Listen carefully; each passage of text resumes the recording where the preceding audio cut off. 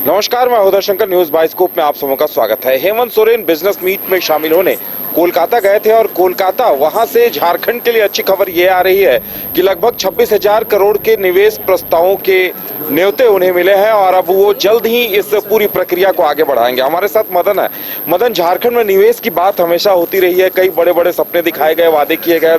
अब हेमंत सोरेन के सामने भी ये एक बड़ी चुनौती होगी। हालांकि ये झारखंड के लिए एक सकारात्मक खबर कही जा सकती है कि लंबे अरसे बाद फिर से कुछ उद्यमियों ने दिलचस्पी दिखाई है और जैसा कि सरकार की तरफ से कहा जा रहा है कि 26,000 करोड़ निवेश के प्रस्ताव मिले हैं।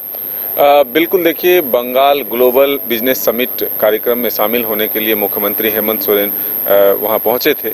वहां कई उद्योगपति वहां उस कार्यक्रम में शामिल हुए जिनसे मुलाकात मुख्यमंत्री हेमंत सोरेन की हुई और झारखंड वहां पर बढ़ चढ़कर हिस्सा लिया। झारखंड के लिए उन्होंने अपनी बातें भी रखी और कई उद्योगपतियों को आमंत्रण दिया कि झारखंड और बंगाल में कई गतिविधियां ऐसी है जो समान है। ऐसे में अगर बंगाल में इन्वेस्ट किया जा सकता है तो फिर उसके लिए झारखंड भी तैयार है। मुख्यमंत्री हेमंत सोरेन ने यह भी भरोसा दिया कि उद्योगपतियों को जिस तरह की सुविधाएं चाहिए उसके लिए हेमंत सोरेन जो है वो तैयार हैं और पूरी सुरक्षा से लेकर के उन्हें सुविधाएं जो है वो उपलब्ध कराई जाएगी। यह भी कहा कि झारखंड का जो योगदान है वो देश की अर्थव्यवस्था में महत्वपूर्ण है।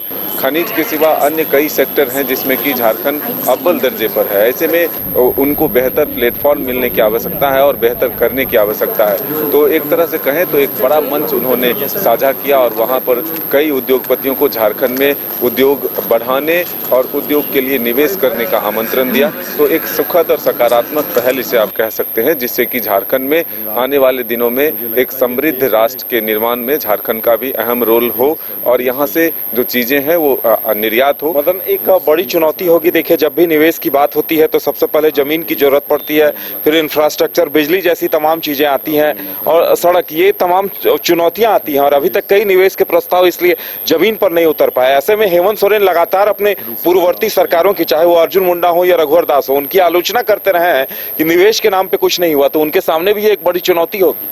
नई चुनौतियां हैं और पिछली बार भी हमने देखा था कि उन्होंने कई ऐसे कार्यक्रम आयोजित करवाए थे जिसमें कि उद्योगपतियों को जो वर्तमान में यहाँ उद्योग चला रहे हैं या फिर जो नए निवेश करना चाहते हैं उनके लिए एक आसान सा विंडो स्थापित किया था कि सिंगल विंडो सिस्टम हो कि आप वहाँ पहुँचे और एक ही विंडो से आपका सारा काम हो जाए।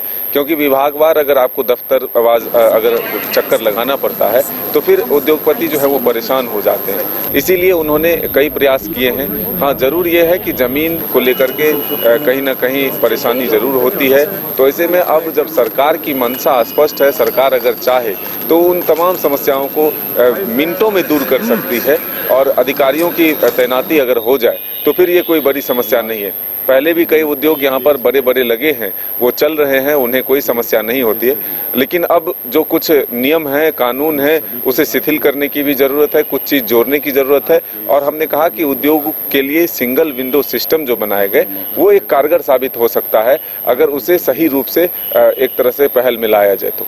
चलिए, तो कहा जा सकता है कि वर्तमान में सीएम हेमंत सोरेन के सितारे बुलंदी पर हैं और ऐसे में अगर 26,000 के निवेश प्रस्ताव मिले हैं तो उन्हें जमीन पर उतार पाना उनके लिए बहुत मुश्किल नहीं होगा। अगर वो चाहें तो उम्मीद की जानी चाहिए कि झारखंड वासियों को यह बड़ा तोहफा मिलेगा और ये तमाम प्रस्ताव जमीन पर भी उतरेंगे। फिलहाल इतना ही, हमें दीजिए इजाजत और आप देखते रहिए न्यूज बाइस्कोप। नमस्कार।